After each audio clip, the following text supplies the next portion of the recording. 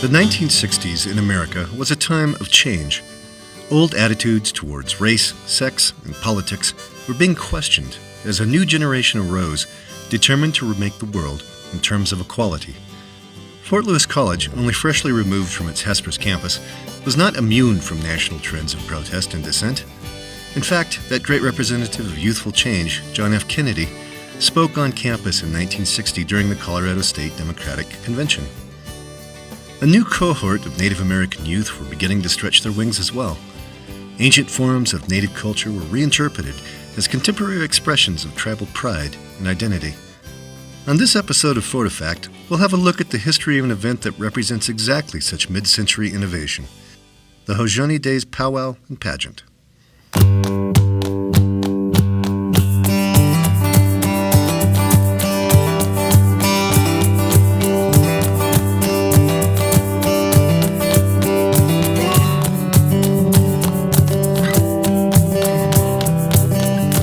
We celebrate the tradition of Native American education, of the tribes, our pride in everything that we do here at Fort Lewis College. I think it's great for the community at Fort Lewis, not just the Native American community, but also the non-Native community. Powwows are somewhat of a modern tradition. If we look back to the 1960s, 70s as this moment when Native people were coming together in large cities to form a community. They were families who had participated in a program called relocation. Now, the relocation program in the 1960s was a voluntary program. It was sponsored by the Bureau of Indian Affairs, and essentially it wanted to take Native people, individuals, and families and to give them employment opportunities beyond the reservation. So you would find these huge waves of families leaving their reservations and going to those places like LA and Denver, and their children would grow up in the cities. And so along with the American Indian movement of the 60s, families that at least had half a generation, maybe a decade of living in the cities under their belt, there was this moment of revitalization. I think for us, powwows were kind of relatively new in the Southwest, or that we weren't all that much aware of it. For me, I was aware of Navajo dances. The ribbon dance, the feather dance, maybe the hoop dance, and other tribes have hoop dances too. And then we have the Ute bear dance, and then your regular powwow dance, and we had some of the other pebble dances that we wanted to see. Powwows became one vehicle of many in which Native communities in the cities could get together and celebrate, their unique cultural identity. From that moment, powwows became intertribal. The distinctive dance styles, which were particular to each different tribe, became, a blend. Anyone could dance a style that might not have come from their particular community.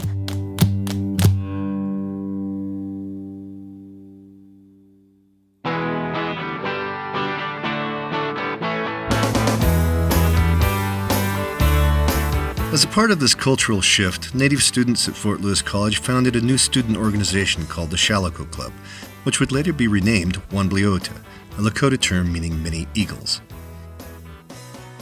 The Shalako Club was popular with students, sponsoring dances and basketball games, but by the late 1960s it had begun to run out of steam.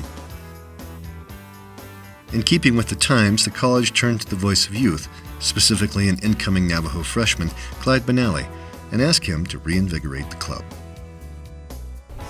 We wanted the students, our Native students, to get involved. To me and a few others, the best vehicle is something to do with Native Americanness. Of course, the first thing was student participation. And secondly, that we need people to know that we do have cultural values, cultural activities that people can see. The other part of that was we wanted to reach out and draw in the students, the non-native students, to participate with us. We decided that for the first scene, let's have some kind of an Indian day. I kept thinking that I was the one that actually said, let's call it Hozhoni Days. And it's a Hozhon, it means spiritual beauty. And we have a mix of students, and we wanted to tap out, see who can contact somebody from their reservation, and they're willing to come in. We put it together, and we call it a powwow.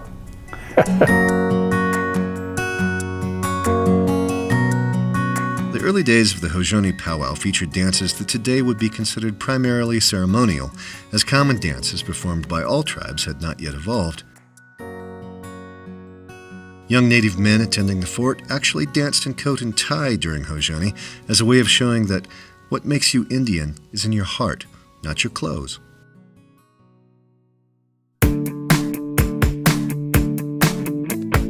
While the powwow is the most visible part of Hozhoni Days, there's also a competitive pageant that awards the title of Miss Hozhoni to a native woman for a year. In the early days of the event, the pageant crowned both a male brave and a female princess, but has evolved over the years to focus exclusively on women. Well, my name's Shireen Gonzalez. I'm an English communication major and I'm a sophomore this year. I'm Mariah Gotchman. I'm from Jemez Pueblo, New Mexico. It's my third year here at the fort. I just added a political science minor and I'm a gender and women's studies major. Markel Begay. I am a junior majoring in environmental studies.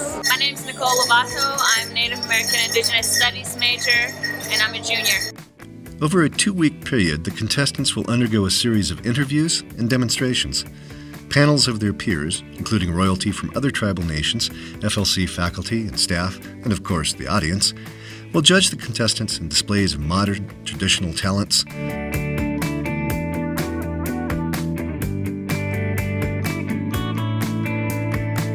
traditional food preparations, and a personal essay.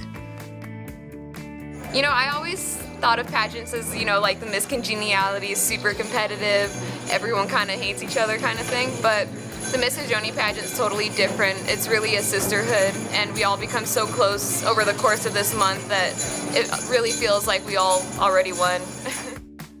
The winner and runner-up act as ambassadors for Fort Lewis College, not only to Indian country, but to the rest of the world. I'm just super excited to be representing officially, I guess, as Miss Hozhoni. Yeah, I think it's still soaking in, actually. Yeah. Well, congratulations. Thank you.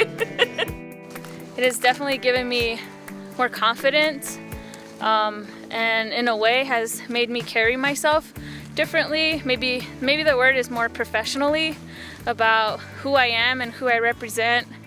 And I always had this value of I don't just represent myself, I represent my family and my community.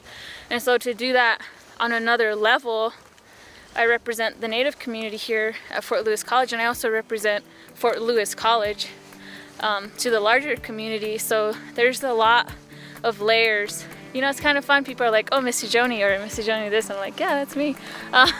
So that part I'll miss, but also the part it's rewarding in the fact that I'll now give the opportunity for somebody else to feel or to change themselves or to have that self-growth, to pass that on to the next person, because it's similar to how Native people have passed on stories, language, traditions, and now this is the chance for me to pass the crown on to the next person and hope that they grow and take that opportunity to feel more confident or to feel excited about who they're going to be representing.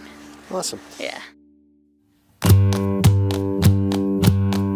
From the beginning, Hozhoni Days was designed to not only be a way of celebrating Native pride, but a powerful tool for cross-cultural understanding. As the powwow moves into its 51st consecutive year, it becomes the longest-running student-led tradition at Fort Lewis College, a beautiful and powerful legacy that was made real by a few visionary students over half a century ago. A lot of different tribes represented at Fort Lewis College. I think I've learned that everyone has something to bring to the table. It just represents, the strong Indigenous women. As far as college powwows, it's a really good college powwow. Hopefully when all of this is done, I can be happy and attend many more years of Hozhoni Days.